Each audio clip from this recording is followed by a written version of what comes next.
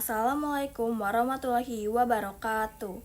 Yang terhormat Bu Endang Sri Murtini MPD sebagai guru fisika kita, pada kesempatan kali ini izinkan kelompok kami yaitu kelompok 4 untuk menjelaskan salah satu materi yaitu interferensi cahaya.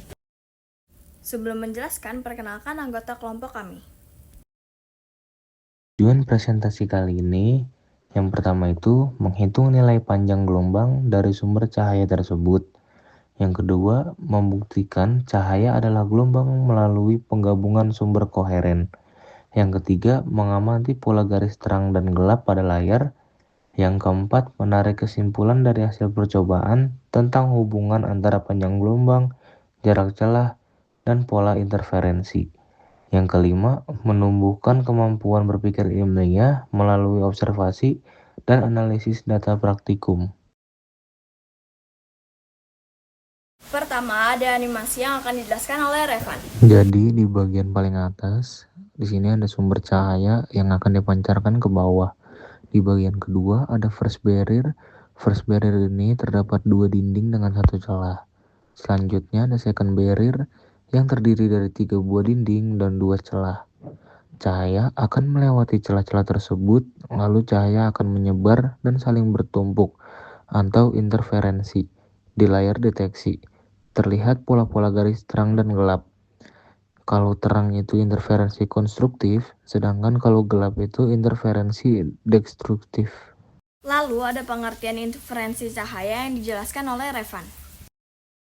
Apa itu interferensi cahaya?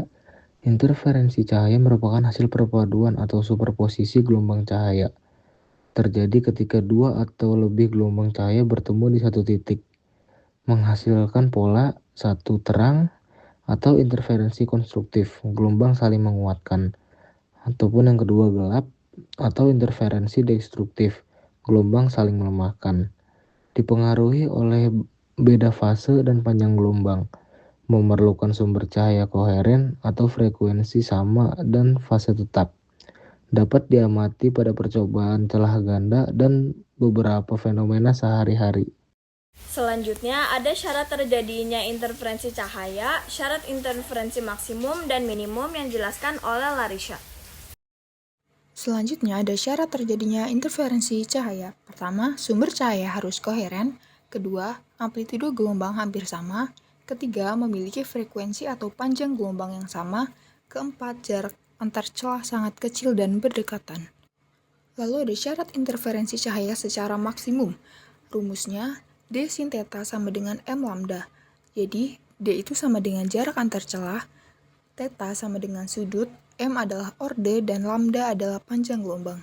Syarat khususnya yaitu ketika dua gelombang cahaya bertemu dengan fase yang sama atau sefase, sehingga saling menguatkan dan menghasilkan garis terang pada layar, agar terbentuk interferensi maksimum.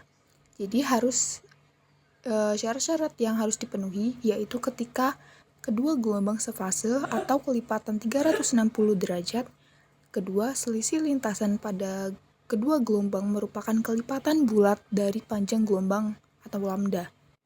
Nah, lalu masuk ke syarat interferensi secara minimum. Di sini ada rumus yaitu D sin theta sama dengan M plus 21 lambda. Keterangannya D sama dengan jarak antar celah, theta sama dengan sudut, M adalah orde, dan lambda adalah panjang gelombang. Syarat khususnya untuk menghasilkan garis gelap yaitu ketika dua gelombang cahaya bertemu dengan fase yang berlawanan sehingga saling melemahkan.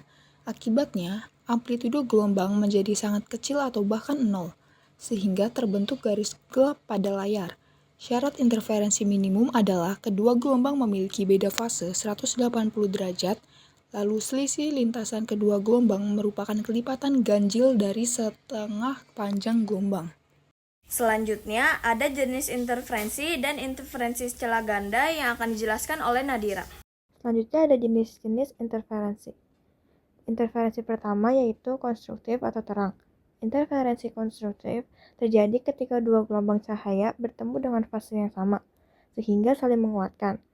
Ciri-cirinya yaitu menghasilkan pola terang, terjadi saat puncak bertemu puncak atau lembah bertemu lembah. Amplitudo gelombang menjadi lebih besar. Kesimpulannya, semakin besar amplitudo, maka cahaya terlihat semakin terang.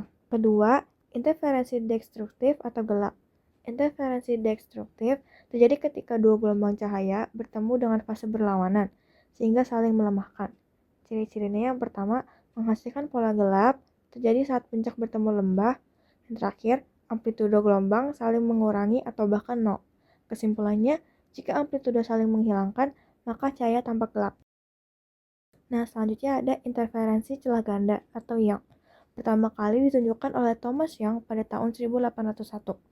Ketika dua gelombang cahaya yang koheren menyinari dua celah sempit, maka akan terbentuk pola interferensi berupa garis terang dan gelap pada layar. Kemudian ada kelanjutan interferensi celah ganda dan interferensi cahaya dari film tipis yang akan dilanjutkan oleh Miracle. Jadi untuk rumus yang kita pakai yaitu mencari selisih lintasan atau delta S dengan panjang gelombang terang. Untuk delta S sama dengan D dikali Y dibagi L. Untuk panjang gelombang terang, lambda sama dengan delta S dibagi N.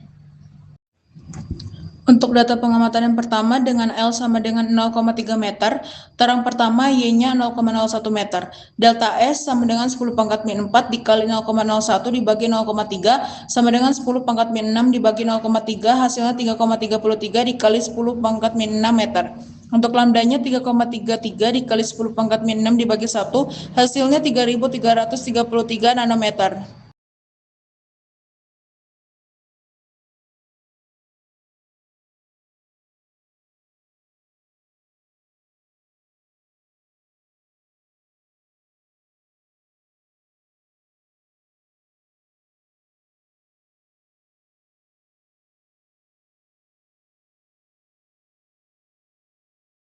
Kemudian ada contoh soal yang akan dijelaskan oleh Naicisa.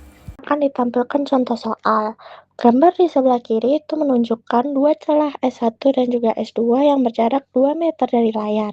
Pada layar terlihat titik A dan juga titik B. Titik A adalah titik gelap orde keempat, sedangkan titik B adalah titik terang orde ketiga. Panjang gelombang cahaya yang digunakan adalah 6000 angstrom. Tujuan dari soal ini itu kita disuruh menentukan jarak antara titik A dan juga titik B pada layar. Yang pertama, kita akan mengubah semua data ke satuan internasional, yaitu jarak celah D sebesar 0,2 mm menjadi 2 kali 10 pangkat minus 4 meter. Lalu jarak celah ke layar L adalah 2 meter, panjang gelombang 6000 angstrom diubah menjadi 6 kali 10 pangkat minus 7 meter. Untuk menghitung posisi orde terang atau orde gelap akan digunakan persamaan, yaitu perubahan posisi pita sama dengan L dikalikan lambda dibagi 2D. Persamaan ini digunakan karena kita mencari jarak antara orde gelap dan juga orde terang.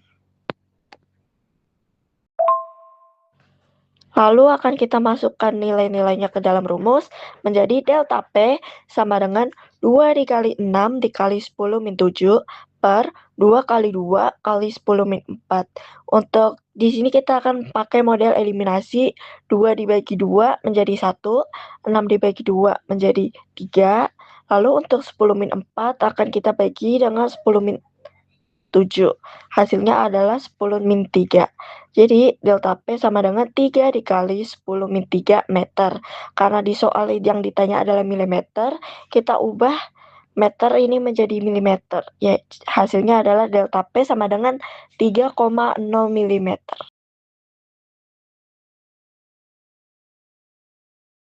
Sekian presentasinya dari kelompok 4, kurang lebihnya mohon maaf. Wassalamualaikum warahmatullahi wabarakatuh.